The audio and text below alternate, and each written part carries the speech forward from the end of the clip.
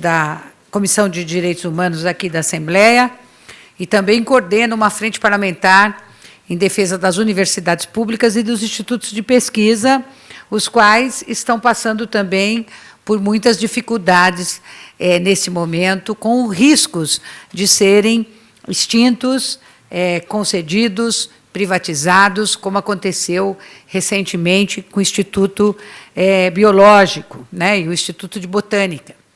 Então, que acabou sendo concedido para a iniciativa privada, lá que se realizam também pesquisas importantíssimas na preservação de espécies raríssimas, onde você tem a nascente do rio Ipiranga, e nós trabalhamos muito aqui para impedir que isso acontecesse no semestre passado.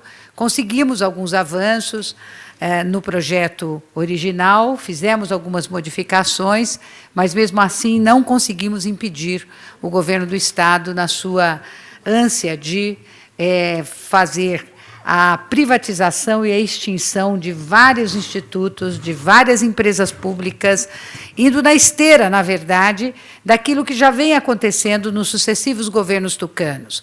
A gente já vem tendo um desmantelamento, um sucateamento das estruturas do Estado nos seus mais diferentes níveis, não só na área de pesquisa, nas universidades, na área da saúde, na educação, nos transportes, na segurança, se desvinculando das suas obrigações constitucionais, das suas responsabilidades e transferindo isso para o setor privado, o que acaba sendo demonstrado ao longo dos anos que a maioria dessas privatizações foram muito nocivas para o conjunto da população. Então, é preciso que a gente compreenda o contexto que nós estamos vivendo.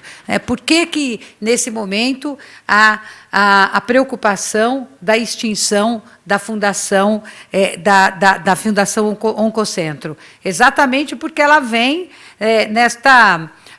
nessa ideia do governo, que ele está praticando, cada vez de uma forma mais radicalizada, no sentido de extinguir determinadas instituições e determinados institutos, determinadas empresas. Na semana passada, nós estivemos junto ao diretor do Departamento de Endemias da Secretaria de Saúde, o senhor Dr. Marcos Boulos, para tratarmos da preocupação também da extinção da SUSEM.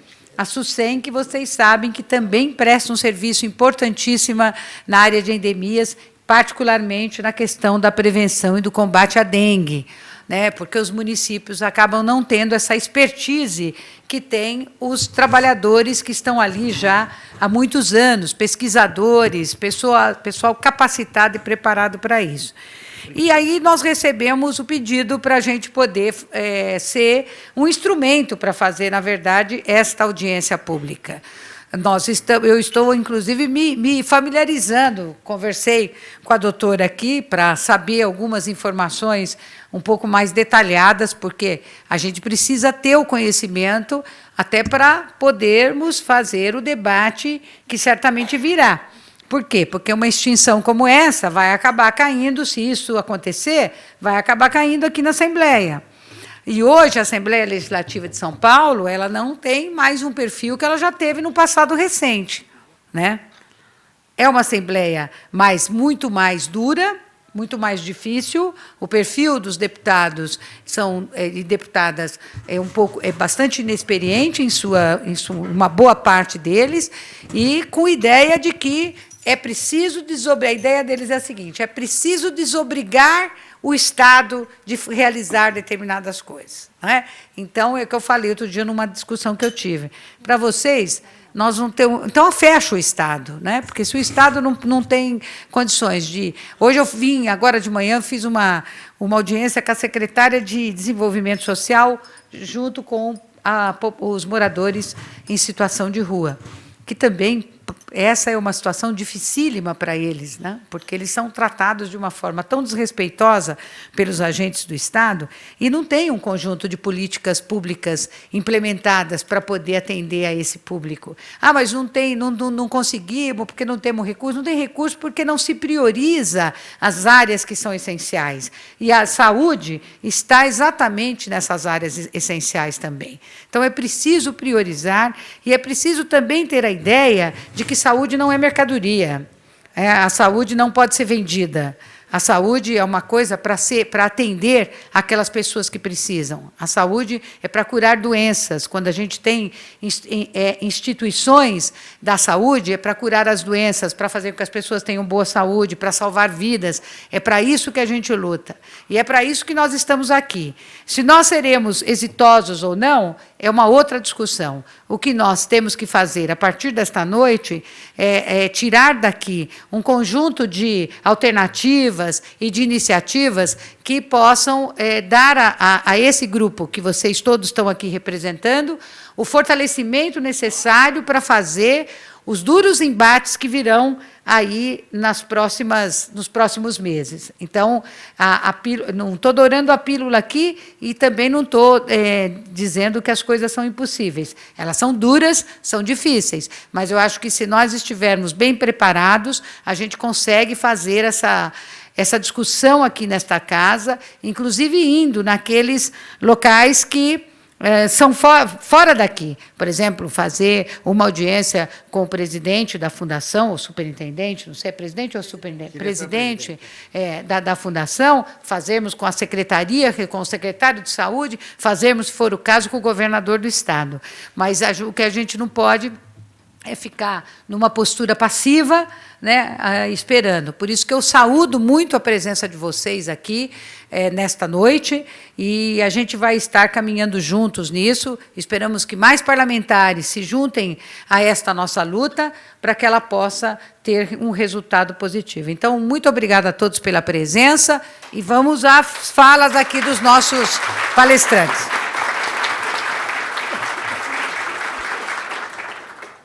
Eu vou passar primeiro a palavra, na ordem que me propuseram, para o Paulo Cirilo. Exatamente. Em primeiro lugar, boa noite a todos, especialmente a senhora deputada Beth. Muito obrigado por nos receber na nossa casa, porque a Assembleia Legislativa do Estado de São Paulo é a casa do povo, a casa do povo paulista. Então, é a nossa casa. Então, eu quero agradecer em nome da Fundação, de todos os funcionários e principalmente em nome dos pacientes aqui presentes, por essa oportunidade que nós temos para explanar o que está acontecendo. Nós estamos chegando aqui, deputada, como chegam os nossos pacientes? Os nossos pacientes, quando chegam na Fundação, eles chegam com uma espada sobre a cabeça. Está em jogo a sua vida. Aqui nós estamos chegando também com essa mesma expectativa. Nós temos uma espada sobre a nossa cabeça. E assim como eles têm a esperança e também a concretização dessa esperança, que é o que eles recebem na Fundação, nós também esperamos contar com essa esperança e com a consolidação dessa esperança através da Assembleia Legislativa do Estado de São Paulo. Mais uma vez, agradeço a sua intermediação. A Fundação, uma entidade que tem 45 anos, ela não começou por acaso, ela não foi fundada por acaso. É um decreto-lei que criou essa fundação. Nos anos 60, existia um grupo de professores na USP, o CEON, que estavam muito preocupados com a oncologia no Brasil. Esse grupo foi crescendo, foi tomando corpo, e em 74 criou-se, no antigo regime militar, a Fundação Centro de Pesquisa de Oncologia. E ela foi criada, e até hoje esse espírito vigora, com a finalidade de prevenir o câncer, detectar o câncer, tratar o câncer, reabilitar o paciente com câncer, transformar tudo isso em pesquisa, a pesquisa em ensino, e o ensino em educação, educação à população, ao povo que nós fazemos parte. Essa era a linha mestra, a filosofia da Fundação, e que se perpetua através dos 45 anos até hoje. Por isso que foi com muito impacto que nós, profissionais e pacientes, recebemos essa informação da intenção de desmontar, esquartejar, ou até mesmo, em outras palavras, extinguir esse espírito. Um espírito não pode ser extinto, um espírito não pode ser esquartejado, senão ele deixa de existir. Como é que você pode distribuir uma parte para cá, outra para lá, e cadê o todo? Você perde o todo. E é esse todo que, durante os 45 anos, que nós temos conseguido atender pacientes. E é muito interessante, só para fazer uma colocação, hoje em dia nós somos 89 funcionários. Eu vou descontar todos os anos onde teve atendimento a pacientes com câncer de mama, com câncer ginecológico, de pele, urologia. Tá? Vamos deixar de lado isso, vamos pegar só a parte que nós estamos fazendo hoje. Nos últimos 5 anos, só de leitura de lâminas, são 220 mil laudos por ano. Se você adicionar isso, os pacientes tratados de câncer de cabeça e pescoço, etc., nós temos que, cada um desses 89 funcionários, dessa pequena instituição, porém extremamente grandiosa nos seus efeitos, atendeu mais de 110 mil pacientes. Cada um desses 89 foi responsável por dar a vida, dar a sobrevida e dar qualidade de vida. Isso é uma coisa que não pode ser negada. Nós não podemos esquecer disso. Isso só acontece quando existe uma união, um corpo, e não o esquartejamento. Então, não podemos esquecer que, ao longo desses 45 anos, esses 89 foram responsáveis por mais de 110 mil pacientes. Multipliquem isso por 89 e vocês vão ter... Em quantos anos? 45. Uma projeção. E eu estou excluindo os pacientes que foram tratados de mama, ginecológico, pele e uro. Então, provavelmente, esse universo poderia ser até maior. Né? Então, é um número que não pode ser desprezado. Porque quando a gente pensa no paciente, a gente não pode entender só o paciente. O paciente ele não existe sozinho. Ele existe dentro de uma comunidade, que é a sua família, o seu meio. Tá? Então, multipliquem isso pelas pessoas que estão agregadas a esse paciente, que ganharam vida, sobrevida e, principalmente, qualidade de vida. Porque, às vezes, vida sem qualidade de vida é questionável. Tá? Então, a gente não pode esquecer isso. Né? É muito interessante que nós estamos aqui numa plenária, na sala Teotônio Vilela, e a plenária maior, né, a sala governador André Franco Montoro, foi o governador que, quando foi o primeiro governador pós-regime militar do estado de São Paulo, até então eram governadores biônicos, né? E quando ele entrou, quando ele assumiu, né, pós esse momento político que o Brasil viveu, ele tinha como função também remanejar, fazer modificações, etc., etc., e vários órgãos, várias instituições públicas do governo, várias fundações, foram desarticuladas. Porém, quando ele teve em mãos, na época chamava-se Fundação Centro de Pesquisa de Oncologia, ele conheceu de fato o que esta fundação fazia, ele ficou tão empolgado com aquilo que ele viu, que ele não acreditava naquilo, que ele resolveu nomear como segundo presidente da fundação, o primeiro foi o fundador, o professor Dr. João Sampaio Góes Júnior, ele resolveu nomear como segundo presidente o próprio irmão, que era um médico, mastologista, né? O doutor Antônio Franco Montoro, que foi presidente, e ele não só reconheceu como a importância para ter até nomeado o seu próprio irmão para ser o segundo presidente dessa entidade, como ele até reforçou, modernizou, mudou seu nome até, passou a ser Fundação Oncocentro de São Paulo, quer dizer, ela teria uma capacidade maior de atender a população científica e nós, povo, pacientes, etc. Então, por aí vocês veem a importância que um governo que estava determinado a fazer uma série de modificações, de repente ele fez uma modificação exclusivamente nessa entidade. Ele deu um valor a ela. Tanto é que nomeou seu próprio irmão para ser presidente. Então, é com muita tristeza que a gente vê o risco de isso ser eliminado, ser exterminado, ser esquartejado, que seria a mesma coisa, ser desmembrado. Então, a gente não pode entender que um corpo viva só por partes, ele vive no seu uno, né? Mas, para explicar um pouquinho melhor isso, acho que melhor que as minhas palavras seria a palavra dos pacientes. E, antes disso, eu gostaria que a doutora Andréia, dentista, doutora, explanasse e apresentasse um pouco do trabalho da reabilitação. Só uma pequena colocação. Todos aqueles que estiverem interessados em fazer alguma pergunta, algum questionamento, vocês terão total liberdade, mas eu simplesmente peço que isso seja feito só após toda a explanação dos 3 outros colegas meus que me sucederão e da palavra de alguns pacientes para ilustrar aquilo que eu estou falando. Porque melhor do que as minhas palavras é sempre o depoimento de quem viveu com essa espada na cabeça e hoje não a tem mais, né? Então, todas as perguntas serão respondidas após a nossa explanação, mas eu gostaria que aguardassem o término de tudo. Então, por favor, doutora Andréia, gostaria que a senhora tomasse as palavras. Antes de passar a palavra para a doutora Andréia, queria também saudar a presença do Jorge Luiz Oliveira, que é assessor parlamentar da deputada Alessi Brandão. Cadê o Jorge? Está ali, obrigada pela presença.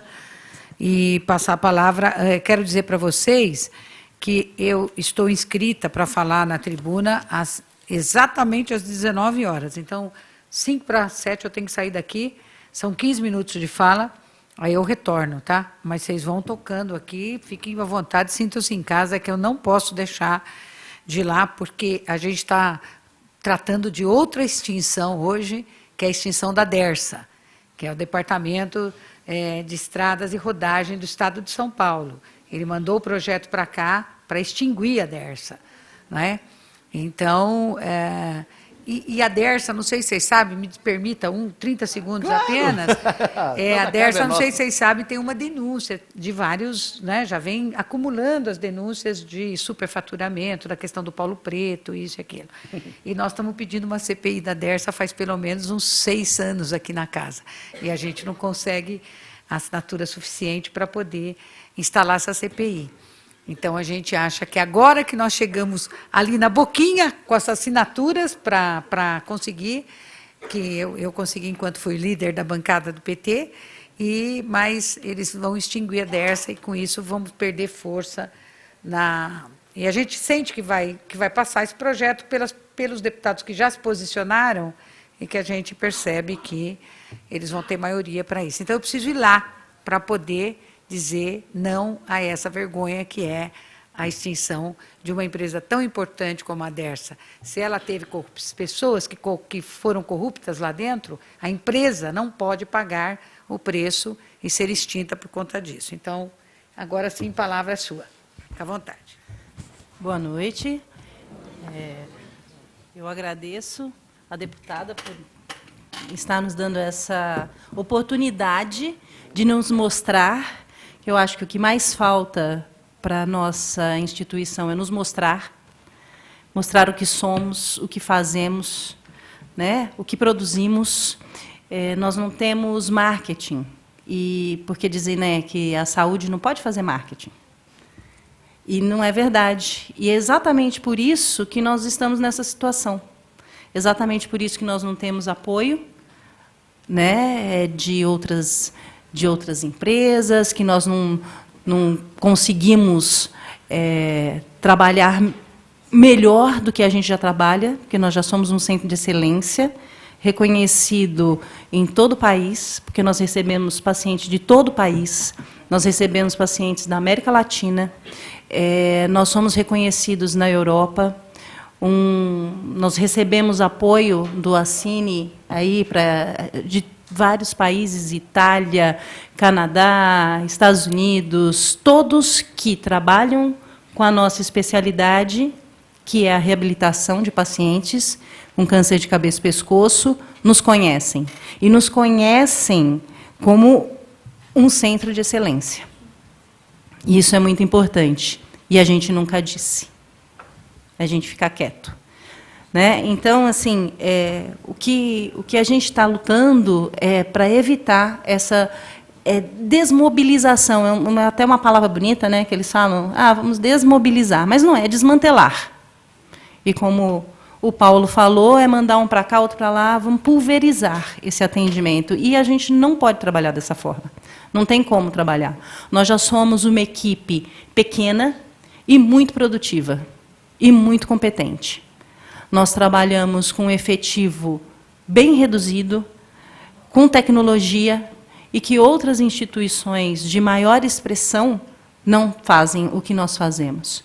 Nós temos profissionais que reabilitaram vocês e muito mais que estão aqui conosco na parte facial e que chega a ser imperceptível, né, a reabilitação de vocês, a reintegração no convívio social. Sem esse tipo de atendimento, as pessoas não têm nem o prazer de estar com a família. Não sentam à mesa com seus familiares. Não tem. A autoestima é completamente extinguida. Nós temos relatos de tamanha depressão, falta de vontade de viver. Né? Uma das frases bem colocadas da nossa protética, que está há 27 anos lá, outros muito mais tempo do que isso, às vezes o paciente chega escrevendo num bilhetinho o desejo dele, porque ele não consegue falar. E aí depois ele sai falando. Né? E isso é muito importante. É importante você ouvir um paciente falar, agora eu posso atender o telefone na minha casa. É uma coisa tão trivial.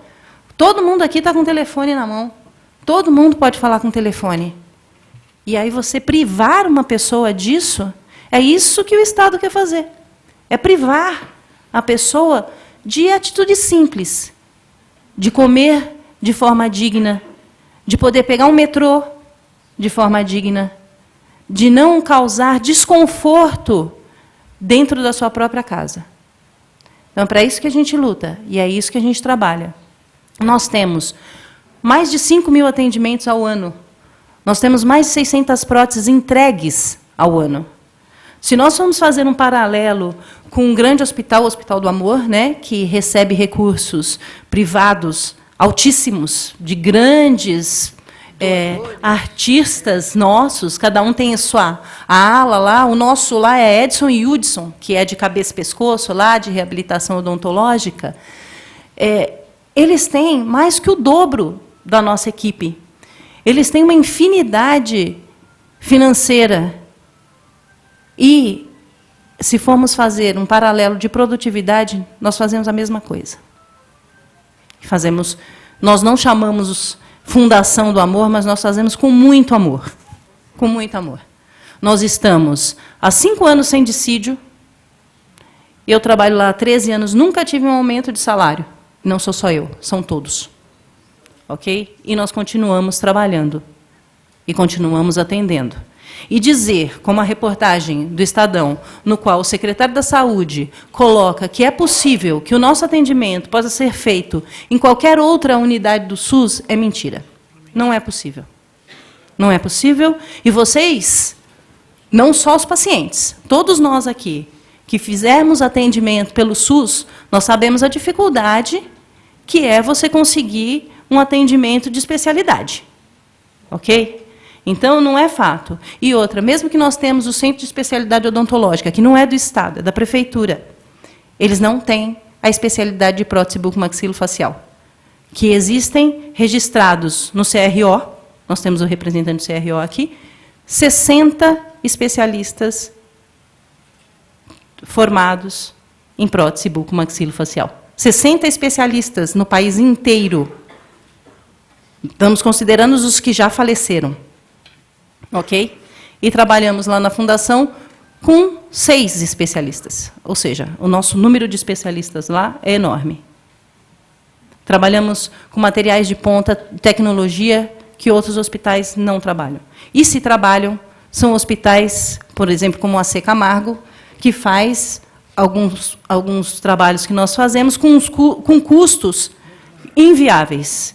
3, 4, 5 mil reais uma prótese. A prótese lá, na verdade, ela tem um valor mais ou menos de acordo com o paciente. E aí a gente tem uma tabelinha aqui do que a gente trabalha. A gente trabalha com o SUS, tá certo? E o SUS repassa para a gente, numa prótese ocular, R$ 238. Numa prótese removível, R$ 150. Ok? Numa prótese total, R$ 150. Vamos falar aqui, ó. Numa prótese auricular, R$ 60. Numa prótese nasal, R$ 60. Então, assim, vocês acham que algum outro posto vai nos querer? Porque nós damos custo para o Estado, tá certo?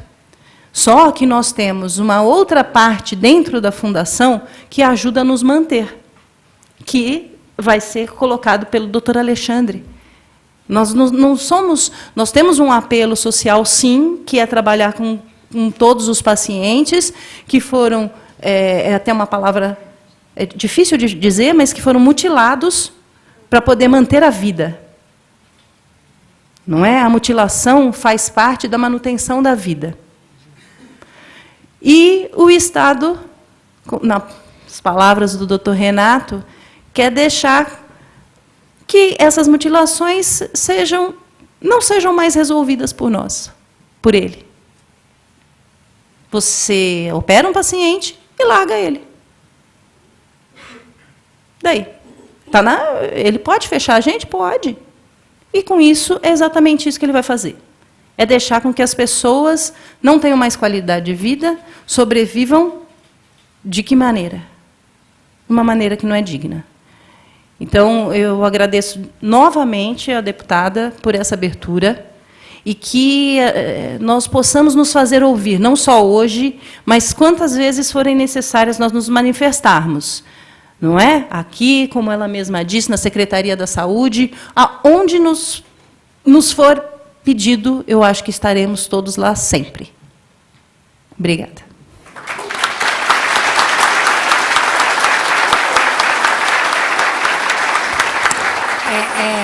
Eu queria levar um exemplo aqui. Acho que foi no começo do ano, março, mais ou menos, fevereiro, março, que o governador falou que ia extinguir o Projeto Guri. Sim. Vocês conhecem o Projeto Guri? Uma boa parte conhece, né? Sim. Então, a gente colocou na rede, né, a nossa indignação, porque um amigo meu do interior ligou para mim e falou assim: você está sabendo que vai ter a extinção do Projeto Guri? E eu falei: não. Ele falou: tá, postamos na rede, aquilo pipocou de uma tal forma. Foi ou não foi, Renato? Renato, meu assessor de imprensa. E a coisa cresceu, acho que no dia seguinte, ou 2 dias depois, ele recuou. Sim. E voltou atrás. Então, eu sempre acho que é importantíssimo a gente fazer com que esse clamor chegue a toda a opinião pública. Porque a opinião pública, vocês sabem, costuma se sensibilizar com muitos assuntos, com muitos temas. Esse é um dos que sensibiliza a opinião pública. Então, acho que a gente precisa... não gostei da reportagem que saiu no Estadão, dei ontem uma entrevista para a menina da Folha, mas não sei se saiu na Folha até agora, ainda não saiu. Mas não sei também como vai sair. Eu penso que, às vezes, essa grande imprensa ela acaba comprando um pouco o discurso que está posto de quem está no poder, não é? E valoriza mais, dá um peso maior para eles do que o peso para, de fato, aqueles atores que estão no dia a dia, que são vocês, os pacientes, públicos etc. não são bem vistos, né? Está tendo, na verdade, uma desvalorização, se não, para ser mais ainda dura, talvez até uma criminalização do servidor público, exato. Como se o servidor público não valesse mais para nada, né? Então, precisa tomar muito cuidado com isso. Bom, agora, então, vou passar para o Alexandre Muxfeld. Absab. É difícil. Muxfeld. É meu Patrício. Absab. É libanês? Libanês. Meu Patrício. Absaber. Então, gente boa. Por favor. Primeiro, queria agradecer a oportunidade de estar aqui falando. a deputada, os colegas, e falar que eu estou bastante emocionado com a presença de todos vocês, a presença dos pacientes, e eu acho que é isso que a gente tem que ter, essa força, essa união que está sendo demonstrado aqui, que é emocionante de ver a presença de vocês. Vou falar um pouco do... Eu sou patologista, eu sou formado pela USP, trabalho no Hospital das Clínicas também, e há 10 anos que eu trabalho na FOSP, e agora, desde 2017, eu assumi a diretoria do Laboratório de Patologia. O nosso Laboratório de Patologia também é um laboratório que tem uma função primordial na FOSP e na sociedade, vou explicar por quê, mas também, devido, como a doutora Andréia falou, a gente parece que a publicidade não existe muito em cima da gente. Mas eu vou explicar alguns pontos para vocês entenderem a importância do laboratório. Primeiro, o laboratório é o que gera renda para a FOSP. Então, a FOSP ela não é deficitária devido à renda que o laboratório gera com o SUS. Então, vou pôr alguns números. Em 2018, nós fizemos 247 mil exames de Papa Nicolau, 13 mil exames de anatomia patológica, 2.900 exames de imunistoquímica. Então, vamos fazer um parênteses aqui. O que é um exame de cérvico-vaginal de Papa Nicolau? Para que serve? Ele serve, se uma mulher tiver, vou explicar bem simples, se uma mulher tiver um exame alterado hoje, daqui 4 anos, ela pode ter um câncer de colo uterino. Certo? Então, se hoje você faz a prevenção, ela não vai ter nada. Ela vai simplesmente passar ilesa por esse problema. Isso é uma coisa que nos países do primeiro mundo, há muitos anos, isso já é colocado, é a prevenção, é o que a gente faz, a prevenção do câncer de colo uterino. Então, 247 mil exames é o segundo maior laboratório em citologia, e o primeiro laboratório público que faz essa quantidade de exames. Isso não é pouca coisa. É silencioso, porque não podemos fazer publicidade, mas isso está totalmente ligado a uma rede de prevenção no colo uterino. Né? Saiu na reportagem do Estadão que nós somos ociosos. Mais ou menos 35 funcionários, que é o que nós temos no laboratório, são responsáveis por 247 mil exames por ano. Eu trabalho no HC também. Nós temos no HC a mesma quantidade de funcionários, 35, 38 funcionários. Sabe quantos exames são feitos lá por ano? 20 mil. E HC, o maior hospital da América Latina. Então, assim, eu acho que falar que a gente é ocioso chega a ser uma piada, né? É uma ofensa. Continuando. Mas essa fala foi da jornalista? Pois é, foi o que eu saí na reportagem do Estadão, né? Ela cita como secretária. E cita como que fosse o secretário que falasse. Continuando, temos o laboratório de imunistoquímica. O laboratório de imunistoquímica é o... Ao Renato. Não, a lâmpada. Eita. Opa. O laboratório de imunistoquímica, ele é um dos de maior excelência do país. Para vocês terem ideia, a gente recebe exame do país inteiro. Claro que o Estado é a prioridade, mas a gente recebe. A gente faz cursos que vem gente do Brasil inteiro para assistir, até de outros países para assistir o curso. E o que acontece? O laboratório de imunistoquímica, para que serve? Você tem um determinado tumor lá. Esse tumor, você não sabe, quando ele é muito agressivo, você não sabe de onde ele partiu.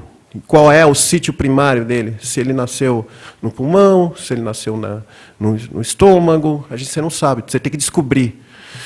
Um linfoma, você tem que saber que tipo de linfoma é esse para você tratar. O nosso laboratório começou em 2007, eu estou à frente dele desde essa época, e a gente conta com os maiores profissionais, os maiores patologistas do Brasil, dando a nossa assessoria para a gente. Os nossos diagnósticos são os melhores do Brasil. Quer dizer, em dizer que a gente é defasado tecnologicamente, eu acho que também é um absurdo. Temos os melhores professores da Faculdade de Medicina, os melhores, a melhor técnica, os melhores dos melhores a gente tem lá. Bom, a doutora Andréa citou o Hospital do Amor. Outro dia eu recebi uma ligação do Hospital do Amor, de Barretos, que eles queriam mandar os exames de imunistoquímica deles para nós. Eu falei, poxa, mas vocês não são cheios do dinheiro aí, vocês estão...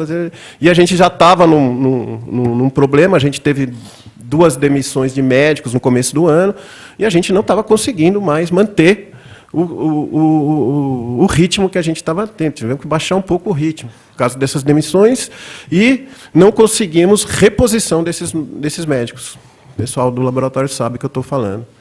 Mas, mesmo assim, trabalhamos duro, conseguimos, estamos mantendo a qualidade dos nossos laboratórios, que é reconhecida nacionalmente. Outra coisa que só a FOSP faz. A FOSP faz, além de fazer toda essa quantidade de exames, nós fazemos a regulamentação de todos os outros laboratórios. Nós fazemos, realizamos a revisão dos outros laboratórios através de um programa chamado do MEC. É a gente que revisa, a gente que fala, olha, esse laboratório está no acordo ou não está acordo, está fazendo o diagnóstico correto ou não. Isso é a FOSP que faz. Vou fazer propaganda da FOSP aqui. É a FOSP que faz. Então, ninguém mais vai fazer isso. Vamos sucatear a FOSP? Vamos passar para o laboratório particular? Não vão ter interesse em fazer isso. Não vão ter interesse. O laboratório particular... Eu já trabalhei muito no laboratório particular. O interesse deles, eu gosto muito da empresa privada. O interesse deles é lucro. É lucro. Quanto mais paciente, melhor. Se conseguir pegar uma parte do SUS, melhor. Eles vão ganhar lucro. Eles não estão preocupados com política de saúde, política do que a gente faz. E a gente atende 540 postos de saúde, são 70 municípios. Isso tudo vai para uma base de estatística, que daqui a pouco minha colega aqui vai falar, e essa base de estatística serve para o governo dizer, olha, nessa região está faltando médico, está faltando coleta de Papa Nicolau, está faltando prevenção de câncer de colo uterino. Nessa outra aqui tem demais, então vamos remanejar. Isso é a FOSP, esses dados são da FOSP, certo? Registro de câncer, depois você fala também, é a FOSP que faz. Então, é isso que eu gostaria de falar, e eu acho que a responsabilidade é de todos nós, de todos, é da população, é de todos que nós estamos lutando pela saúde. Não, a responsabilidade é dos deputados, do governador, de nós, funcionários, e dos pacientes. E todos temos que ir junto com essa luta até o fim. Muito obrigado.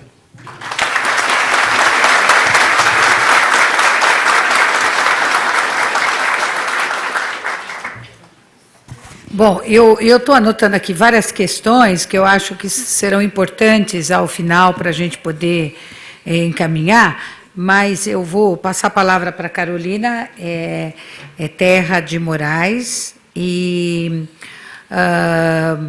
provavelmente eu vou ter que sair durante a sua fala. Aí o Tiago, cadê o Tiago? O Tiago está aí? O Tiago vai ficar aqui, porque aí as pessoas depois, como disse o Paulo, vão abrir para as pessoas poderem se manifestar. Peço para deixar, cadê aquele microfone, o microfone solto, para as pessoas. Quem for se manifestar, por gentileza, se venha até aqui na frente para se identificar. Não é porque eu não sei se está gravando, né? Está gravando, então é importante as pessoas se identificarem também, para a gente ter isso como material.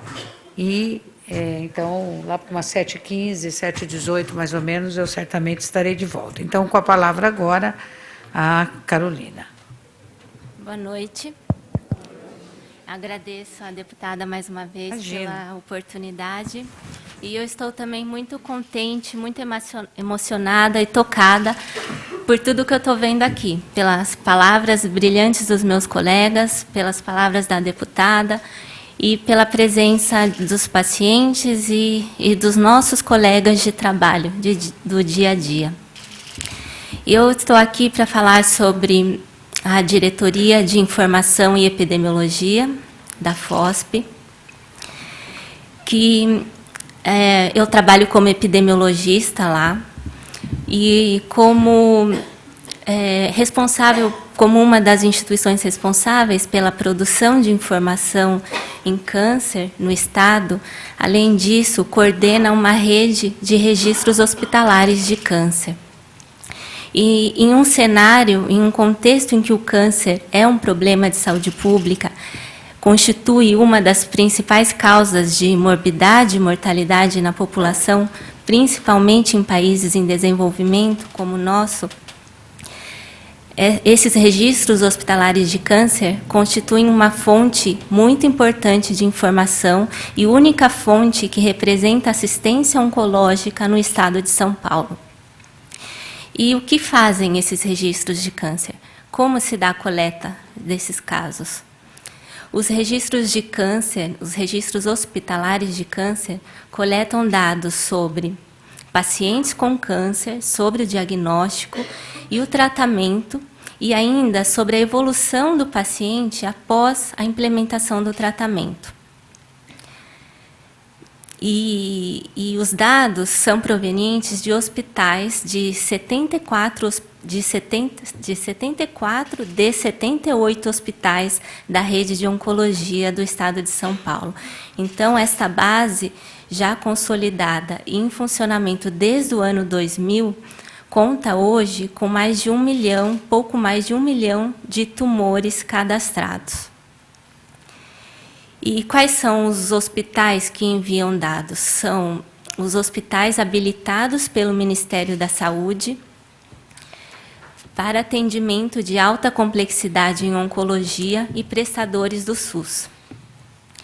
Recebemos periodicamente os dados desses hospitais e em cada hospital há um registro hospitalar de câncer por uma determinação de uma portaria do Ministério da Saúde. Esses hospitais habilitados devem ter um registro hospitalar de câncer em funcionamento e neste registro existem profissionais do próprio hospital que são treinados pela FOSP, por funcionários do nosso departamento, para exercer a função de registradores de câncer. E estes registradores coletam os dados sobre os pacientes com câncer nos prontuários hospitalares. E, além disso, essa base, que já é consolidada e reconhecida nacionalmente, atende a todos os critérios de qualidade, tanto nos critérios estabelecidos pelo INCA, como os critérios internacionais. E também é importante falar que a base estadual de registros hospitalares de câncer, ela também alimenta a base nacional de registros hospitalares de câncer. Então, anualmente, na nossa base do estado de São Paulo, ela é enviada para o INCA para compor a grande base nacional de registros hospitalares de câncer. E com os nossos dados, que tipo de informações é possível obter? Nós temos, por exemplo, o local de residência dos pacientes cadastrados. Nós temos o local de atendimento, onde ele foi atendido, em que hospital. E com essas informações, a gente consegue saber, por exemplo, que mais de 70% dos casos de câncer cadastrados nessa base e de residentes no estado de São Paulo, eles são atendidos em 3 regiões do estado. E as outras 14 regiões, de 17, atendem 30% desses casos. Esses dados são comumente usados por pesquisadores, por profissionais da saúde e por gestores. Eles são usados também para avaliar a assistência oncológica em um hospital ou de forma consolidada para um conjunto de hospitais. Como nós coletamos também data da primeira consulta do paciente relacionada àquele tumor que está sendo cadastrado e a data do diagnóstico e a data do início do primeiro tratamento oncológico, é possível calcular indicadores de acesso ao diagnóstico e ao tratamento. É possível verificar com que rapidez os diagnósticos têm sido realizados e qual o tempo decorrido para início do primeiro tratamento oncológico. Os dados dessa grande base estadual de dados sobre câncer também são usados para subsidiar estudos clínicos e epidemiológicos que envolvam questões relacionadas ao diagnóstico, ao tratamento e à sobrevida de pacientes com câncer. Eles também contribuem para a organização e reorganização da rede de oncologia do estado de São Paulo, já que nós temos dados de 74 hospitais, os UNACONs, as unidades de assistência especializada em oncologia, os CACONs, centros de alta complexidade em oncologia e ainda hospitais gerais habilitados para atendimento em oncologia, recebendo dados periodicamente desses hospitais e trabalhando de forma consolidada, é possível, sim, trabalhar na organização e gestão e reorganização dessa rede estadual de oncologia.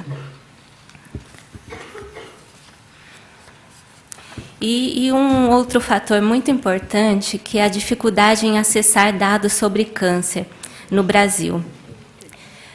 No estado de São Paulo, as estimativas do INCA, não só para o estado, mas as estimativas do INCA, de forma geral, elas são disponibilizadas somente para capitais e para o estado como um todo. Não existe estimativa de incidência para municípios ou para as 17 regiões do estado. Então, essa base de dados com representatividade estadual, ela consegue auxiliar na avaliação do padrão de ocorrência e padrão de distribuição do câncer nestes municípios e nessas regiões.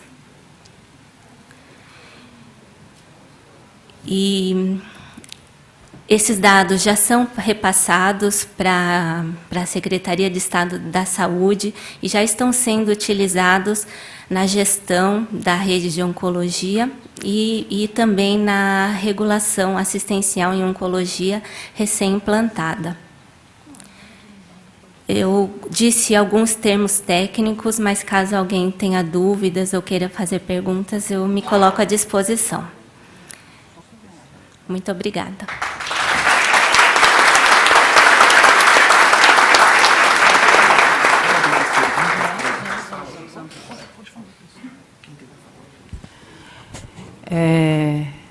Eu vou ser deputada agora. Tem até uma bolsa de deputada aqui para mim, mas o que foi colocado aqui é o que vocês querem se manifestar agora, o que vocês podem acrescentar e tirar de dúvidas, o que a gente pode acrescentar também para vocês, para que a gente registre, né, o maior número de informações possíveis. Então, quem quiser falar ali. Ednivalda. Obrigada. Pode segurar, meu bem, eu tenho vergonha. Doutora Andréia, a senhora falou que tem poucos especialistas na área de bucomaxilo, é isso? Prótese bucomaxilo. Prótese. Eu sou uma paciente da doutora Andréia Desculpa. Sem a prótese, eu falo assim. Graças ao Instituto, hoje eu consigo trabalhar, falar e comer. Sem a FOSP, para onde que nós vamos? O serviço público é muito ruim.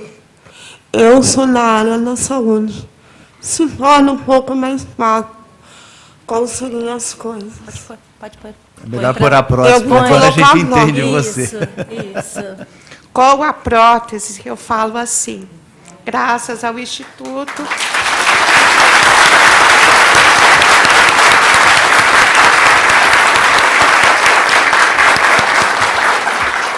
Quando eu recebi o diagnóstico, eu sabia que eu ia ficar sem o palato duro, sem o teto, sem a casa, né? E eu ia ter perdas. E quando eu fui encaminhada, eu fui recebida e fui orientada de tudo o que ia acontecer, que eu teria que usar prótese e que eu ia me acostumar. Hoje eu falo muito bem, trabalho, tenho uma vida normal.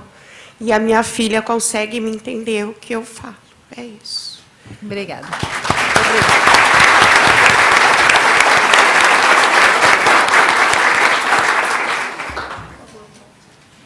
Boa tarde, boa noite a todos. Não seria melhor esperar a deputada voltar para que continuasse, fizesse uma pausa? Eu acho que o assessor dela está aqui presente, ele pode opinar.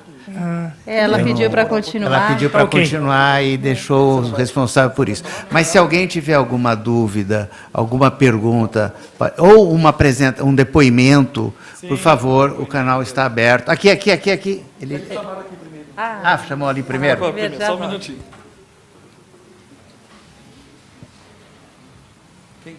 É como eu falei, nada melhor do que o depoimento dos próprios pacientes, do que as nossas palavras.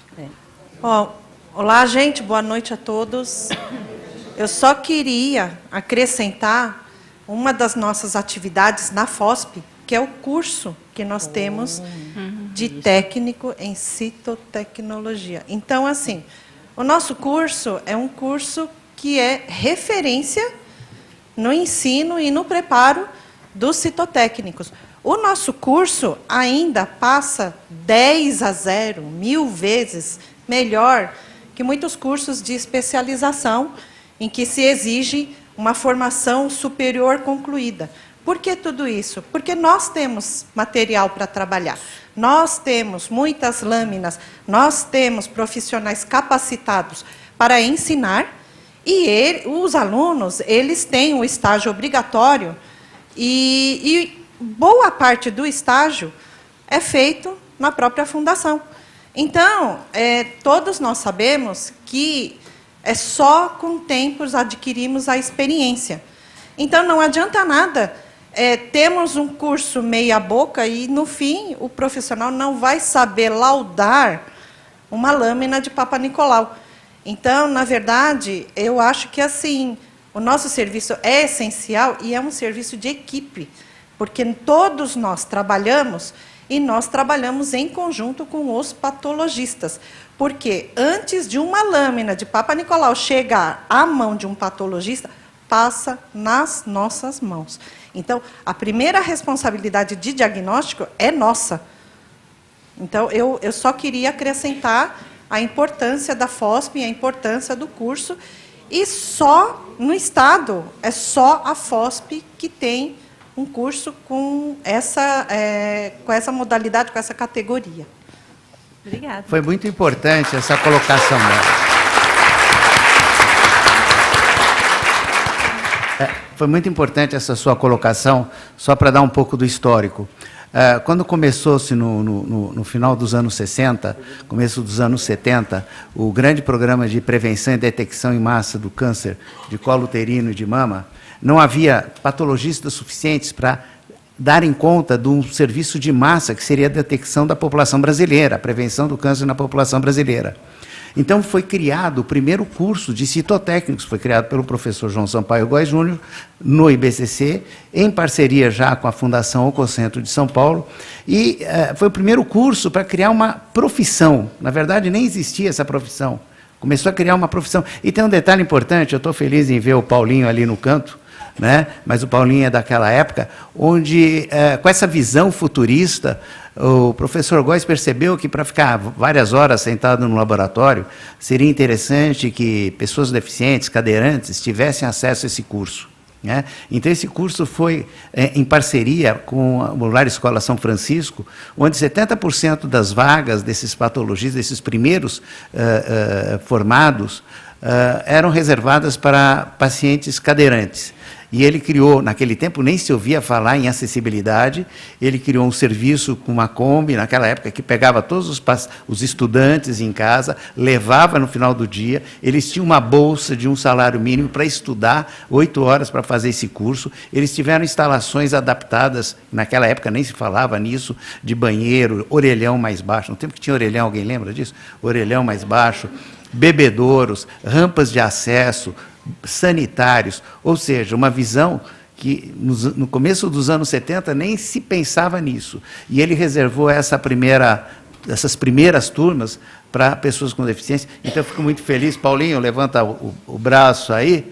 O Paulinho é um daqueles remanescentes, e quem conhece essa história, como eu, que já estou bastante tempo, desde 77 na área, sabe o que eu estou falando. Foi muito feliz a sua colocação. Qual que é o seu nome mesmo? Esqueci. Rita, muito obrigado pela sua colaboração. Aquele lá que eu gostaria... Como é seu nome? Manuel. Tranquilo? Campelo. Bem, como eu disse, meu nome é Manuel Campelo da Silva e sou de São Luís, Maranhão. E há quase 3 anos aqui em São Paulo, nessa abençoada São Paulo, tratando desse câncer. Graças a Deus, muitas vitórias vieram. Mas, feito toda essa explanação, eu não consigo compreender. Eu sou um torneiro mecânico. Faço, às vezes, cálculo complexo para construir uma engrenagem, uma peça qualquer. Mas me custa acreditar que, dada a importância desta instituição, e agora, corbada com todos esses argumentos, um gestor possa pensar em desmantelar, vamos usar o vocabulário da doutora. É preciso, sim, que ele tome conhecimento de tudo isso. Eu não acredito que ele tenha conhecimento de todas estas situações aqui abordadas. Essa instituição é bem mais que uma instituição que vai minimizar o desconforto ocasionado por uma lesão de câncer. É amor. É compaixão. Eu vi isso nesse centro. Amor e compaixão. É impensável que essa instituição possa simplesmente desaparecer.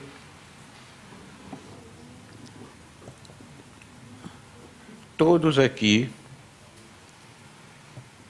uma grande maioria, sabe o que é o diagnóstico de câncer, quando você recebe aquela biópsia.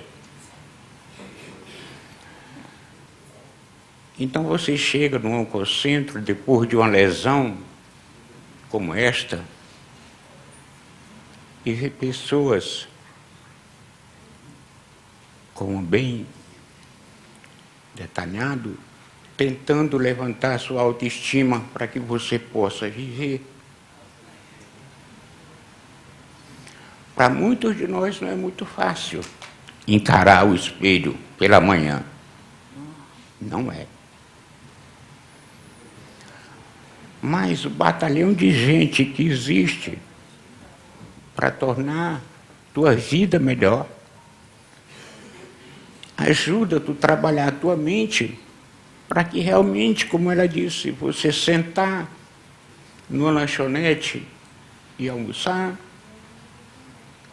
estar no meio dos amigos e conversar.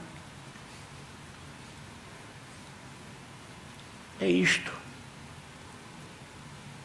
O governador tem que saber de todas estas potencialidades desta instituição, para que isso seja deletado do seu posicionamento, né? Era isso que eu queria lhes dizer. Tá? Obrigado, desculpa.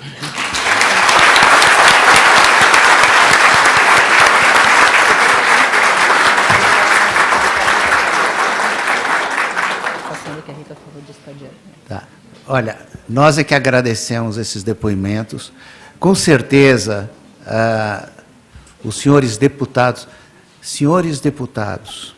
senhor secretário da Saúde, senhor governador, faça como o seu antecessor, André Franco Montoro, que, ao tomar posse, quis fazer algo semelhante e fez com várias outras instituições, mas quando conheceu a joia, que naquela época chamava-se Fundação Centro de Pesquisa de Oncologia, resolveu até rebatizar como Fundação Oncocentro de São Paulo, a tornou como a joia da coroa naquela época na saúde do Estado de São Paulo. Então, ouça, eu tenho certeza que nós devemos sair daqui, a hora que o senhor tiver acesso e conhecer melhor a Fundação, não com a ideia de desmantelar como foi o seu antecessor pensou, mas, pelo contrário, o investimento. Tá? Reinvista aqui na Fundação Oncocentro de São Paulo. Tá? Conheça melhor, porque eu tenho certeza de que essa intenção que o senhor está tendo é muito mais por falta de real conhecimento do que ela é. Então, sem conhecê-la de fato, senhores deputados, por favor, conheçam-nos. Hoje é uma prévia, mas nós estamos abertos. Nós estamos abertos não só para os pacientes com câncer. Nós estamos abertos para aqueles que representam nós, nosso voto, o povo, os senhores deputados. O senhor governador que foi eleito pelo nosso voto. E o senhor não pode queimar essas pessoas. Então, esses depoimentos, e se tiver mais alguém que queira fazer o depoimento, nós agradecemos.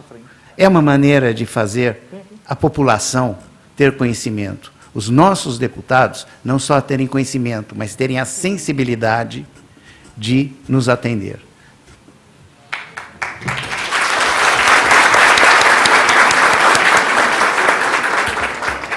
Boa noite a todos e obrigada pela mesa, pela oportunidade. Eu sou a doutora Angélica Braz Simões, trabalho junto à Fundação Oncocentro há mais de 15 anos, trabalho junto ao Laboratório de Anatomia Patológica e Controle de Qualidade de Citopatologia.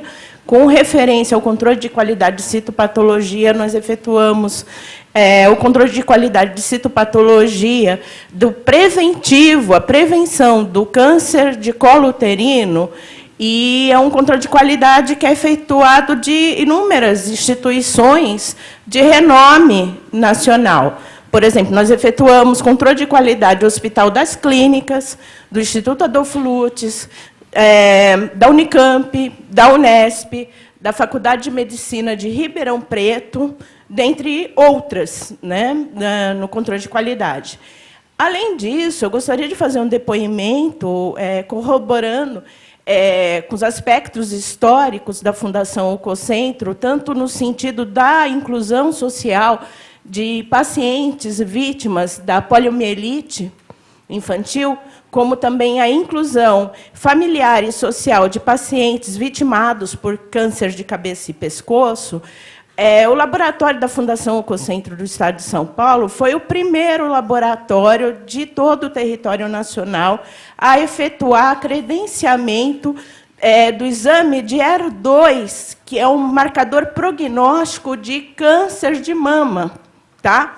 E foi o primeiro credenciamento internacional, em todo o território nacional, em termos de qualidade, aos fatores prognósticos de câncer de mama. E, atualmente, ele realiza o exame de FISH, que nenhum outro laboratório da rede pública oferece esse serviço em relação aos marcadores prognósticos das pacientes do estado de São Paulo vítimas de câncer de mama. Isso é muito relevante e é trágico não saber que nossas autoridades não saibam a real função da Fundação Onocentro, no sentido de colocar que somos todos ociosos. Não, somos todos muito úteis, tá? Em todo o estado de São Paulo. Muito obrigada.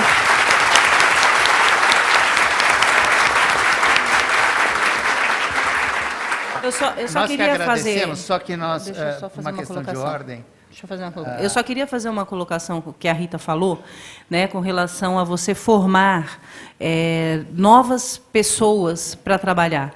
Então, nós temos que o diagnóstico precoce é importantíssimo.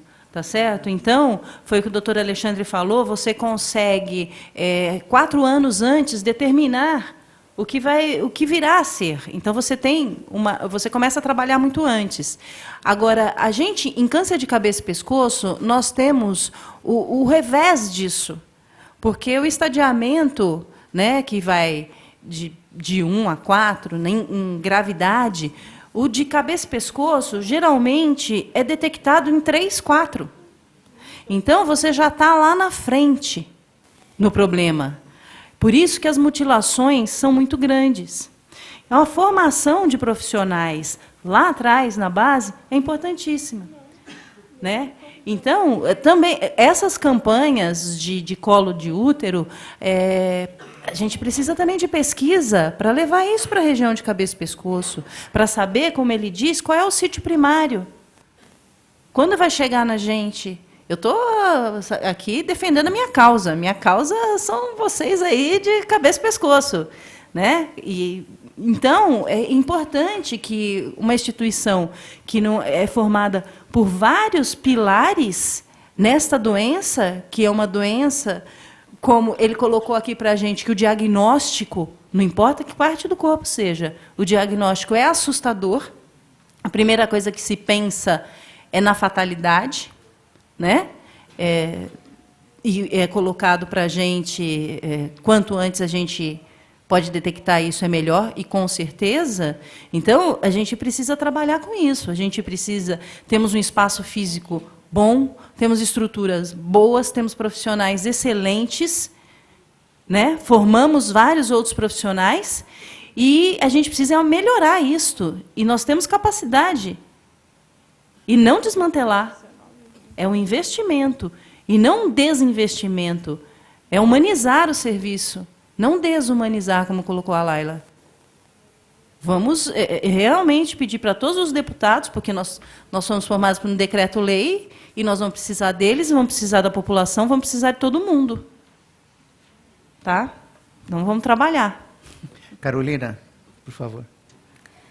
Aproveitando o gancho da doutora Andréia, a base de dados do Registro Hospitalar de Câncer é a única que possui a proporção de casos que chegaram, a proporção de casos diagnosticados em estadios iniciais e avançados.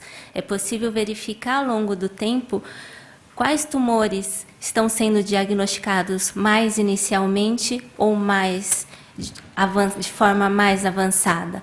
Por exemplo, no caso do câncer de mama e de colo do útero, a proporção de casos diagnosticados em estadios iniciais vem aumentando desde 2000, já que existem exames preventivos para esse fim. Em relação ao câncer de pulmão, não, mas cerca de 82% dos casos são diagnosticados em estadios avançados, e isso desde o ano 2000. E em 2014... 2015, essa proporção é a mesma. A gente não tem visto mudança. E outra coisa que eu gostaria de acrescentar, os meus colegas comentaram sobre o número de funcionários dos departamentos, eu acabei esquecendo de falar isso. No meu departamento, nós somos em 4 funcionários. 4 pessoas para receber os dados de 74 hospitais, fazer o controle de qualidade da base, analisar e divulgar as informações. Em termos de sistema e de toda a parte informatizada, a gente tem um grande apoio do Departamento de Informática, mas somos 4 funcionários para isso. E discordo também da colocação de hoje da matéria que saiu no Estadão. Não somos ociosos e desatualizados, mas sim, eu acredito que a falta de investimento. Com mais investimento na instituição, investimentos em recursos humanos e nos funcionários que já estão lá, em nós funcionários, nós podemos fazer mais e melhor e, quem sabe, ser mais reconhecidos pelo próprio governo.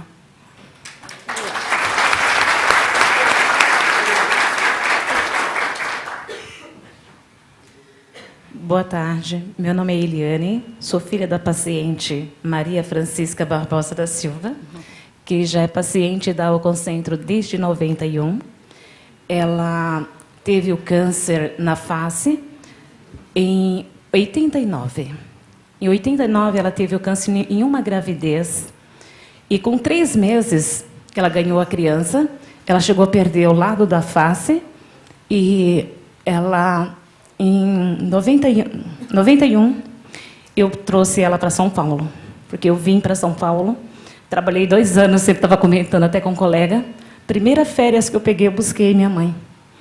Trouxe ela para cá, graças a Deus. Da onde ela veio? A Concentro, do Pernambuco. A cirurgia dela foi feita no Hospital das Clínicas do Pernambuco. E foi feito lá, ela usou, como os colegas todos estão falando aqui, também os profissionais, que graças a vocês, que deixa esses pacientes maravilhosos, como eles estão aqui, sorrindo e poder falar. Porque eu falo isso por causa da minha mãe. Minha mãe, ela usou um tampão 2 anos. É horrível. A você não poder chegar junto dos seus filhos, né? Como foi citado aí, dos seus filhos estar te vendo, de você sair... As pessoas estão te olhando. Imagine, você é um tampão na face. Eu vou passar o microfone depois para ela, você ver a voz dela também. Ela usa a dentadura feita pela Oncocentro e a prótese facial que é feita pela doutora Cristiane, que está por aqui, que é a filhana. Cadê a doutora Cris? A doutora Cristiane. Desde 91, ela, melhor do que ninguém para falar, que ela acompanha a minha mãe. E minha mãe tem ela como uma filha. Então, a prótese facial é feita pela doutora Cristiane. A dentadura também é feita porque ela é imã. É uma imã que pega a dentadura com a prótese facial. E isso graças a vocês, da Concentro, que trabalha com amor, como foi feito. Vocês têm um carinho pelos pacientes. Vocês têm um amor por eles. E isso é muito importante. E, como eu disse, isso aconteceu em uma gravidez. E com 3 meses fez esse estrago na face dela. E graças a Deus ela estar aqui para agradecer a Deus também, que eu vou passar para ela, não vai ficar só nas minhas palavras. Eu quero que ela também fale, assim como a colega falou, que com a dentadura a voz não sai. E com a dentadura dá para ouvir ainda, porque a minha mãe, a colega, ela usa só a dentadura, né? Mas a minha mãe, ela tem a prótese ainda facial, que o som ele ainda pode sair. Né? Mas, graças a Deus, eu até falo para ela, isso aqui é um milagre de Deus na nossa vida, porque desde 89 era para a gente ter perdido ela, mas ela estar aqui, mãe de 22 filhos, para a glória de Deus.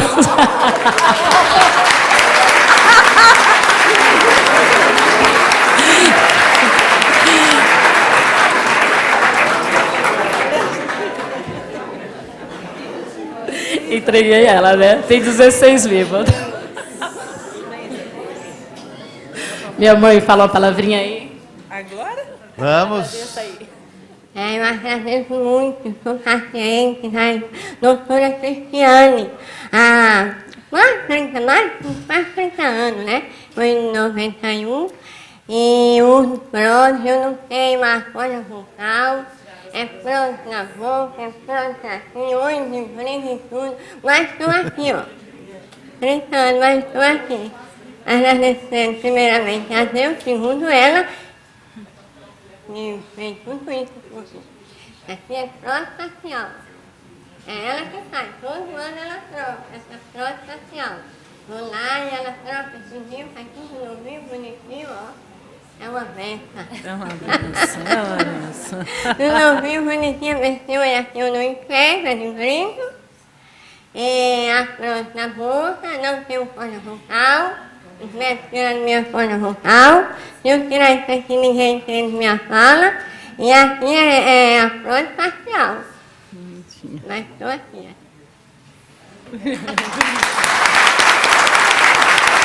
Viu o que ela falou, né? Graças a Deus, como ela disse. Olhinho de vidro, lado facial, dentadura e aparelho no ouvido. E óculos. Mas graças a Deus que estar aqui, né? Então, também parabenizar a todos vocês. E, claro, fiquei triste, como nós escutamos falar, vão querer mudar ou fechar, não pode. Tem, como diz, o corpo tem que estar junto, vocês têm que trabalhar todos unidos, assim como vocês trabalham há muito tempo, dando a felicidade e o sorriso de volta para cada um desses pacientes. Digo isso com toda certeza pela minha mamãezinha. Obrigada. Eu agradeço a vocês.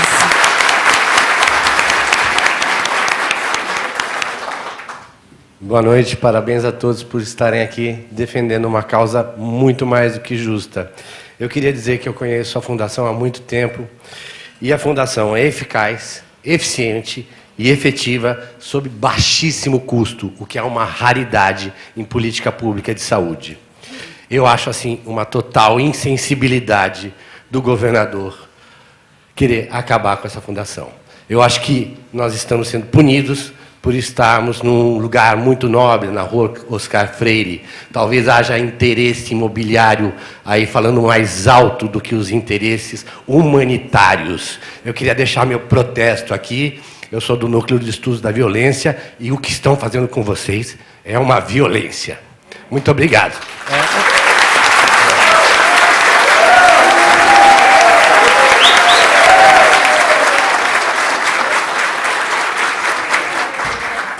Obrigado pelas palavras, mas o seu nome é? Antônio Fernandes. Tony Fernandes, é isso? Tá, não, muito obrigado. Só que, como você não se apresentou, e é muito importante, porque tudo isso está sendo gravado e vai ser levado às mídias, não só a mídia aqui dentro da Assembleia Legislativa, para os deputados estaduais, que serão os nossos grandes defensores, tá? Como que aberto ao canal da Alesp, né? Quem quiser assistir depois pelo canal da Alesp na televisão, está aberto. Obrigado pela colaboração. Boa noite. Eu vou falar aqui em nome da maioria dos pacientes. Nosso agradecimento a vocês. A dedicação que vocês têm com a gente é fabulosa. Eu quero convocar os pacientes que trabalhem junto aos deputados, peça, manda carta, tudo. Eu já fiz isso, agora eu peço a vocês que façam. Vamos apoiar a FOSP, principalmente o pessoal que atende a cabeça e pescoço. Vamos correr atrás desse pessoal. O pessoal gosta que corre atrás deles. O político gosta que corre atrás deles. É verdade. Então, vamos fazer um esforçozinho, procurar os deputados, os nossos prefeitos, muita gente aí, muita gente que veio de fora aí, peça para o governador comunicar-se com o governador nosso aqui e fazer ele entender que ele está fazendo um crime. Isso é um crime. Não dá assistência a quem precisa, direito do cidadão, ele não está atendendo. Então, fica aqui o meu apelo para vocês correrem atrás desses homens, viu?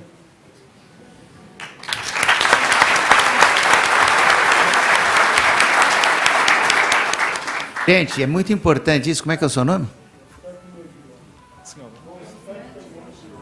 Ixi. Constante. O que o nosso paciente Constante colocou. Realmente, época de eleição, os deputados que correm atrás de nós, né? Os políticos que correm atrás. Mas agora é a nossa vez. Nós que temos que correr. Então, por favor, se mobilizem junto aos seus familiares, seus amigos, seus colegas, seus vizinhos, suas comunidades, Tá? Mobilize isso, porque só através dessa mobilização, hoje nós somos um pequeno exemplo, extremamente importante, desta mobilização. Só que isso tem que ser divulgado, tem que ser amplificado, multiplicado, e isso está na mão de vocês. Uma andorinha só não faz verão. Tá? Então, isso que o nosso paciente colocou é extremamente importante. Por favor. Eu quero falar que eu sou Laura Maria Haddad e eu já fiz 46 cirurgias. Sou do Hospital do Câncer e do Hospital das Clínicas. Já tirei um seio, tirei um pedaço do intestino e já fiz no rosto 38 cirurgias de um desastre. Então, estou fazendo minha prótese já faz muitos anos. Estou contente porque eu não esquento com nada. Tenho 87 anos, mas não esquento com nada. Agradeço a Deus e a todos que me tratam. Obrigado.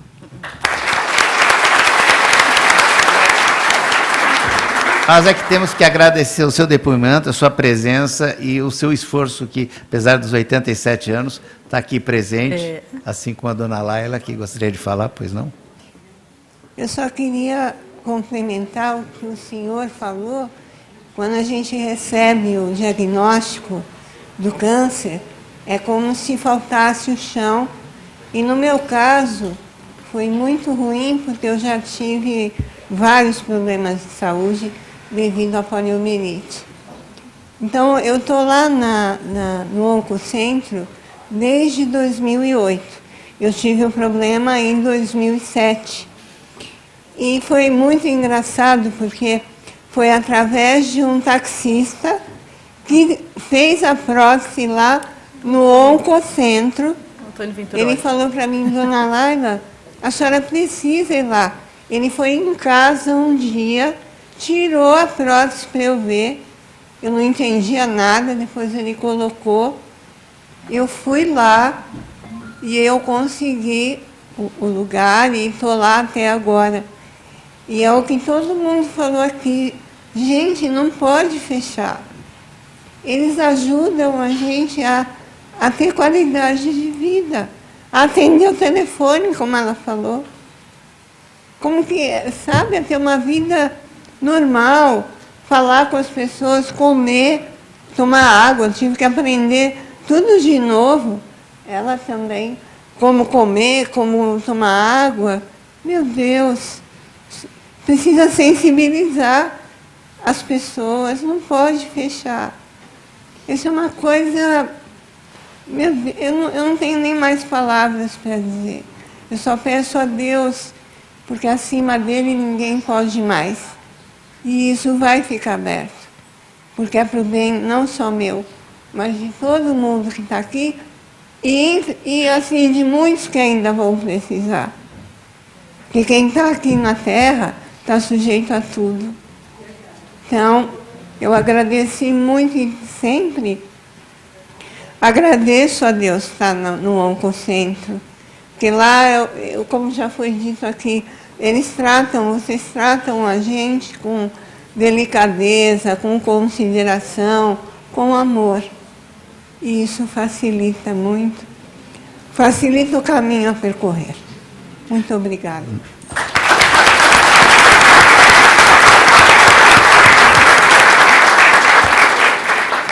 Nós que agradecemos mais uma vez o depoimento, e só para complementar aquilo que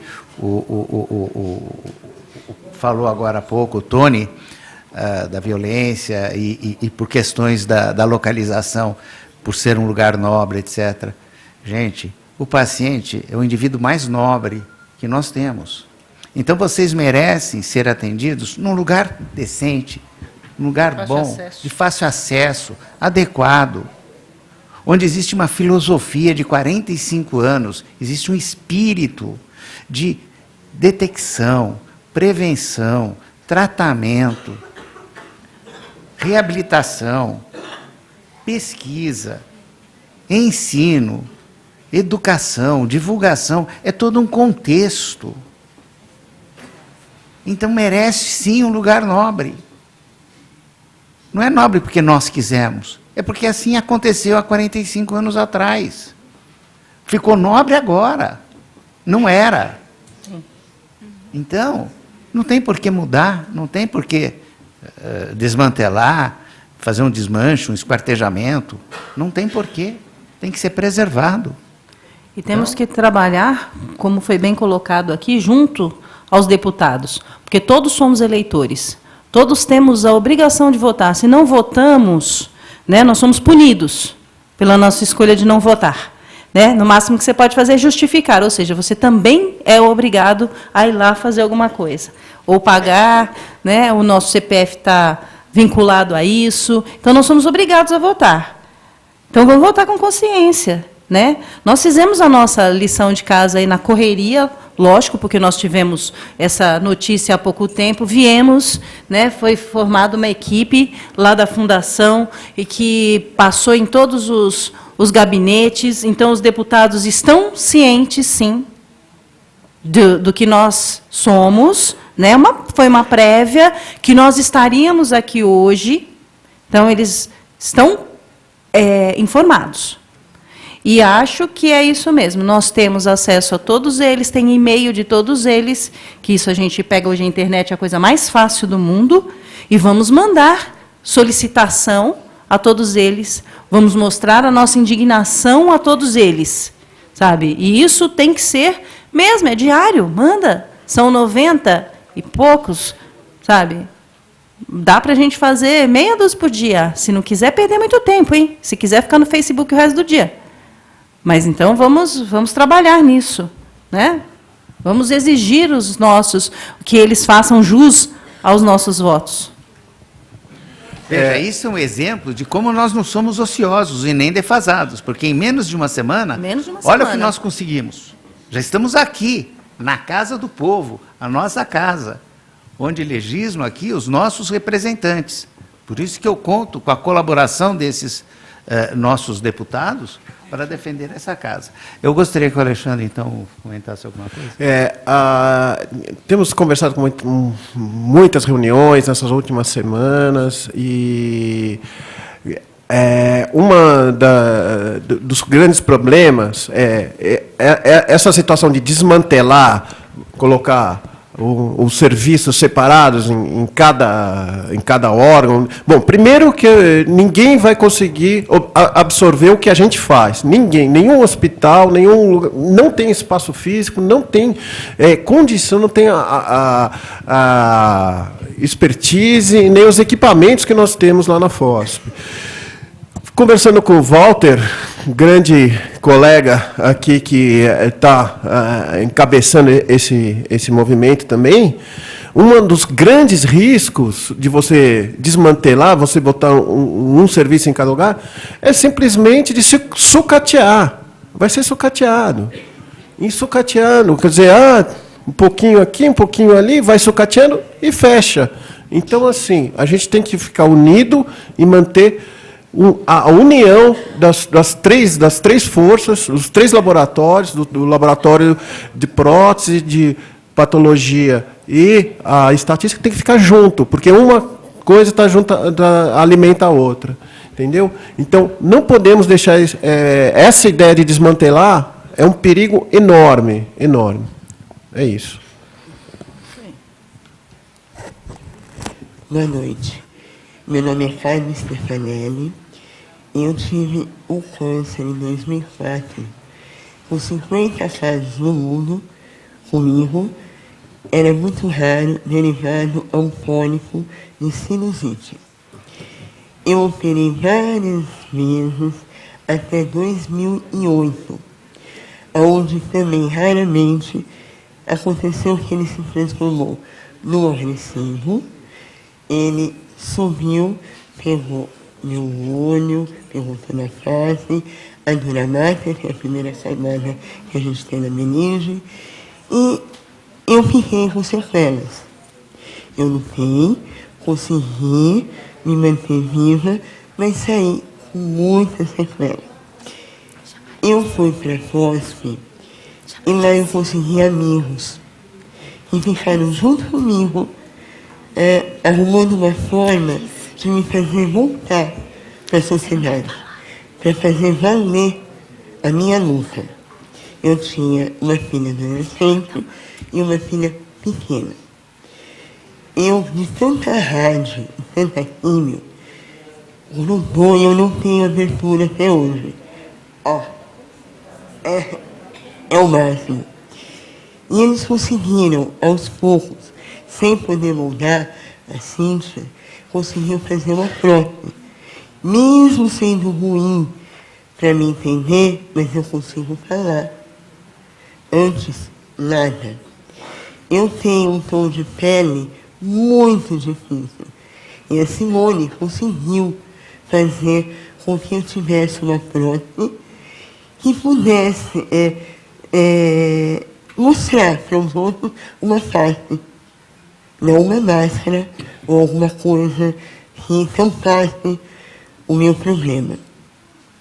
Então, eu agradeço a Luciana, que compreendeu os meus horários e tentou me encaixar sempre, porque eu morava longe. Eu agradeço a Lesley, que tentava muito chegar, e a Flavinha, como eram meus dentes, no tom dos meus olhos, a cor da minha íris. A Cíntia, que sofria a cada vez que ela tinha que moldar e arrumar para fazer tirar. Saiu o som? Acabou a bateria? Tem mais um, mas aguarde que nós queremos escutar até o fim. E a Cíntia está lá escondidinha, lá atrás. A Lisley também está escondidinha lá atrás. Não, a Lisley está lá, doido. Aonde a Lisley? Lá. Ah, ali. Nossa, eu que estou precisando de tratamento. Né? Tá. Mas ela precisa vir aqui para fechar. A Massai, que também sempre esteve no nosso lado, querendo saber se a gente tinha um cafezinho, conversando com a gente. A todos, eu ganhei amigos que estiveram comigo ao meu lado. Eu tive um pedido para a Cíntia e para a Simone, que uma filha minha casou. E eu falei para elas, eu quero estar no altar, mas eu não quero estar com óculos. Eu quero estar como eu sou. Eu vou estar de frente para as pessoas e eu quero que a minha filha se sinta bem e eu me sinta bem ao lado dela. Foi muito difícil, mas todo mundo se empenhou. Todo mundo. Quem estava do lado me acompanhando fazer a prótese. E eu consegui. Eu consegui estar lá presente como eu era. Eu apareci na filmagem, eu apareci nas fotos como a Carmen, como eu era antes. E o amor que elas tiveram e está fazendo aquilo para me devolver o direito de ser eu mesma é impagável. É impagável. Eu vejo como todos que trabalham lá trabalham fazendo aquilo que gostam, porque gostam de conseguir devolver a cada um de nós o que o câncer tirou. E é muita, mas é muita mesmo vontade de falar, vamos conseguir. São profissionais que hoje não se encontram, é o amor. Eu, na época de câncer, eu tinha um convênio que me dava o direito de tratar no Sírio-Libanês. E lá, a gente fala em primeiro mundo. A FOSP está muito além. Muito além. Eu vejo que trabalhavam sem recursos, um ajudando o outro com ideia de como resolver. E eu tenho hoje orgulho de dizer para muitos que aqui no Brasil existe uma instituição onde nós temos profissionais melhores ou igualados aos que tem lá fora. E que eles conseguem fazer lá, sem recurso quase nenhum, ou é uma escassez, ou é um controle enorme, o que muitos vão buscar lá fora. E não tem o mesmo retorno que nós tivemos. Não tem. Não tem. A minha família tem muito médico. Também eu sou cunhada de um cirurgião plástico reparador, que eles dizem que o que eles fazem lá é inacreditável. Então, resumindo, o que o Dória quer fazer é devolver o câncer para nós, que batalhamos e conseguimos. E as sequelas foram ajudadas, esquecidas, o erguer o rosto, o maquiar o olho, colocar o óculos, escolher o óculos que fique melhor, de novo. O prazer que a gente tem de olhar para um filho, poder ir numa reunião de filho e achar que ele não vai ter vergonha, no casamento não vai ter vergonha, de poder viajar, de poder falar, mesmo eu não podendo falar claramente, porque eu não tenho como ter uma moldagem toda, eu falo, eu converso, eu consigo me comunicar. Eu tive câncer de mama, eu tenho um remédio que o convênio me dá. Esse remédio, ele me dá o direito de combater o câncer e não ter outro. Mas estima, vontade de estar viva, prazer em poder dizer, venci o câncer. E eu posso dizer isso olhando para qualquer um, só a FOSP me deu. Parabéns a todos.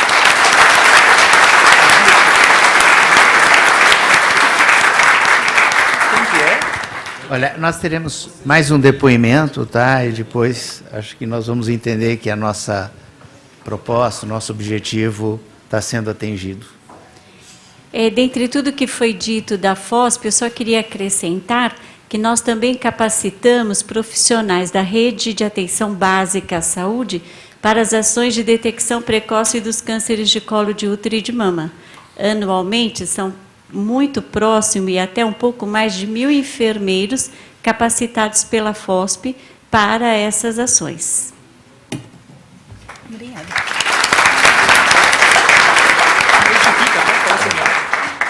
Boa noite, meu nome é Leandro de Oliveira, eu sou enfermeiro na Prefeitura de São Paulo, atualmente aposentado, e agora eu estou conselheiro municipal de saúde, eu coordeno o Conselho Municipal de Saúde da cidade de São Paulo. E eu e mais duas colegas aqui, conselheiros regionais, que é a Drica e a Fátima, nós tomamos conhecimento dessa audiência pelo Zap, né, do gabinete da deputada Beth Sayão, né? Sayão. E resolvemos vir aqui. E foi muito importante a nossa vinda aqui, porque a gente pôde saber o que efetivamente está acontecendo, né?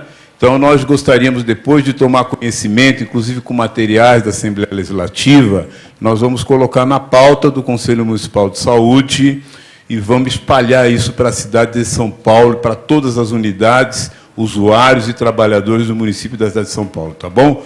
Podem contar com a gente. Muito obrigado.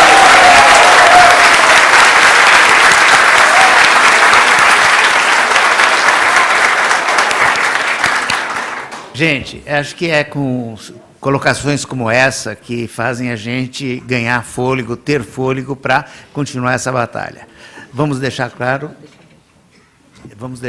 antes do encerramento, pela deputada que também nos acolheu na nossa casa, a Casa do Povo, a Assembleia do Estado de São Paulo, né, de que não é para fechar, é para investir mesmo.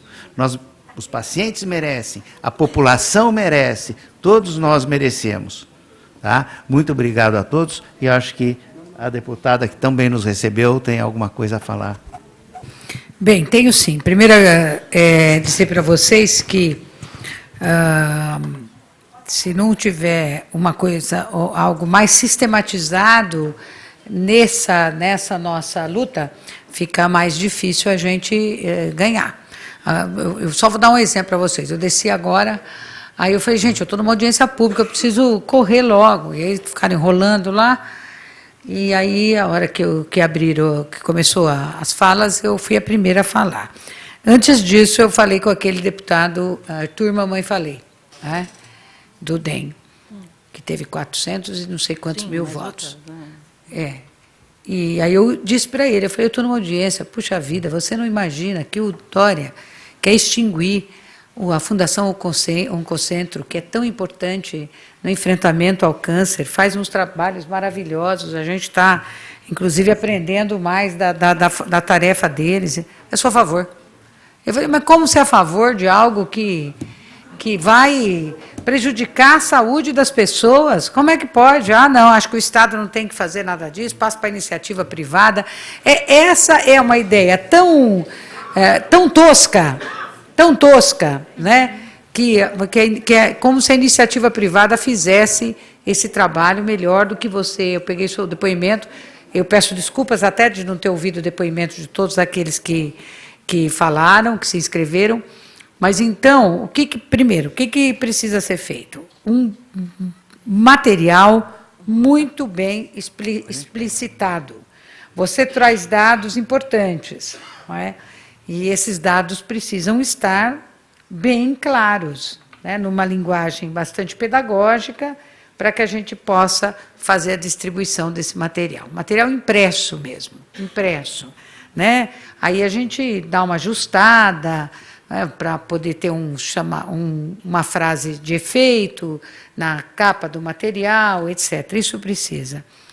E também, o doutor Alexandre colocou, da questão da viabilidade financeira, que não tem déficit. Isso para os deputados é importante também. Né? Mostrar para eles que a Fundação Oncocentro não representa prejuízos para o Estado. E por A mais B. Aí vocês têm que pôr as contas direito, como é que são, o que gasta e o que recebe. Porque a Fundação também recebe por serviços, pelo que eu pude depreender da sua fala. Essa é uma questão. Então, esses números são fundamentais. As visitas que vocês deveriam tirar uma comissão. Essa comissão tem que ter presença permanente e constante aqui na casa para visitar todos os gabinetes, sem exceção. Mesmo sabendo que tem gabinetes aí que vão votar, cujos deputados ou deputadas vão votar contrários.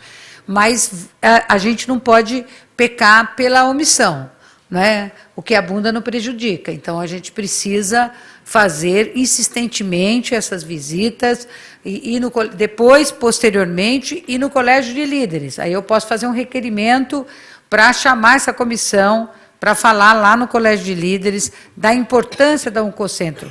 E quando vocês forem no Colégio de Líderes, distribuir. Não adianta escrever muito, deputado lê pouco, infelizmente, não é? Então, escreve menos, mas com dados que são de fato efetivos e que possam representar o trabalho de vocês. Esse é um ponto importante e que precisa ser bem esclarecido. E eu acho, mais do que nunca, eu saí daqui e falei para o Renato. Falei, Renato, prepara um release para amanhã. Qual que é o nosso... Nós somos deputados de esquerda, certo? Então, nós nos relacionamos também com os sites, com as mídias de esquerda. Eu falei para ele, então vamos já mandar para algumas com as quais nós temos relação, mas que dialogam com milhares de pessoas. Né? Nós temos Brasil 247, nós temos a Rede Brasil Atual, tem a revista Fórum, todos eles têm um alcance grande. Então, tem que começar a pulverizar essas informações. Por quê? Vocês viram a matéria que saiu no Estadão. A matéria que sai no Estadão, ela praticamente ignora o outro lado. Aquilo que a gente defende no bom jornalismo, que deve ouvir os dois lados, a matéria do Estadão, ela põe como verdadeira a fala do secretário. Então, o secretário fala que a situação é essa, não tem contestação, é muito ruim isso. Então, nós precisamos usar outras mídias. E as redes sociais, como ele colocou, ele ficou sabendo pelas redes sociais, a nossa rede, acho que foi, né, que ele ficou sabendo. Então, as redes sociais, de todos nós, né, talvez criarmos também um grupo no WhatsApp para a gente manter as nossas informações atualizadas. Por exemplo, vamos ter aqui uma discussão, então, o grupo tem que estar formado, criar entre vocês quem possa administrar o grupo, ou quem mais de uma pessoa, que eu acho também fundamental. E, como eu disse, a mobilização. mobilização é importantíssima, porque nós temos uma desconfiança que ele pode mandar a extinção da Fundação Oncológica num pacote, né? Ela não vai vir sozinha, ela vai vir junto com a SUSEM, ela pode vir junto com outras instituições, outras entidades, outras fundações, a gente ainda não sabe, né? Porque aqui nós estamos vivendo de sobressaltos. Então, é bom a gente tomar todas essas medidas. E nós nos colocamos à disposição para fazermos posteriormente, porque isso aqui, às vezes, uma pequena comissão dá conta de levar adiante essas ações, que eu acho que elas são muito importantes. E também, para finalizar, a gente tem a Frente Parlamentar em Defesa das Universidades e dos Institutos de Pesquisa, que vocês também podem participar. Ela é uma frente aberta, não é só, nós não estamos restritos à universidade e ao Instituto de Pesquisa. Na última reunião, nós recebemos o reitor da Universidade Federal do ABC, recebemos o pessoal da SUSEM, que não faz parte do nosso escopo, mas nós estamos abrigando mais pessoas, porque a gente entende que nós nos fortalecemos e fortalecemos as nossas lutas se a gente estiver mais unificado nessas lutas. Então, eu acho que é isso.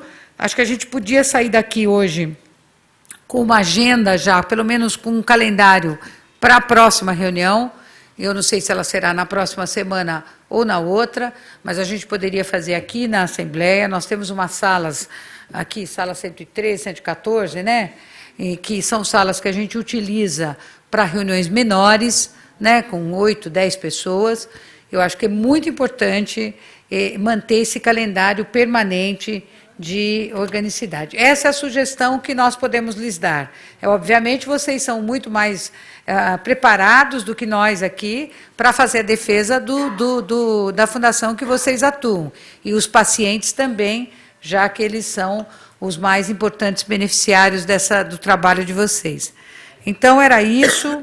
Eu queria ver, então, podemos nos reunir na semana que vem? Sim, claro. Então, nós fazemos depois uma data e mandamos, e a gente vê uma data, e depois a gente cria o grupo também e divulga para todos esse grupo no WhatsApp.